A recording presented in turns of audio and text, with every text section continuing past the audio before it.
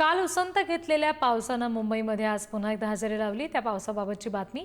मुंबईमध्ये आज वादळी वाऱ्यासह पाऊस पडतोय, तर सकाळच्या वेळी पाऊस सुरू झाल्यामुळे कामावर जाणाऱ्या मुंबईकरांना या पावसाचा त्रास सहन करावा लागला। मुंबईमध्ये हलक्या ते मध्यम स्वरूपाच्या सरी बरसणार असं हवामान खात्याचं म्हणणं आहे। दृश्य आपण मुंबईतली पाहतोय।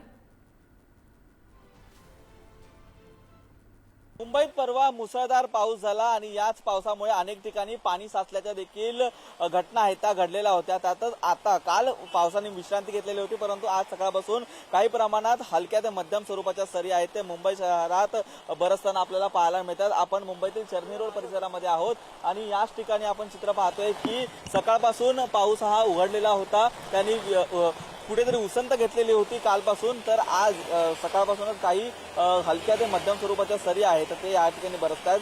सकाळी कामावरती जाणाऱ्या नागरिकांना मात्र याचा सामना आहे तो करावा लागतोय। तर काही ठिकाणी जे बाईक्सवर निघालेले आहेत, घरातून ज्यांनी रेनकोट छत्र्या घेऊन न निघालेले आहेत त्यांना मात्र झाडाखाली असा जो आसरा आहे तो घ्यावा लागत आहे आणि त्यातूनच वाट आहे ती काढावी लागत आहे।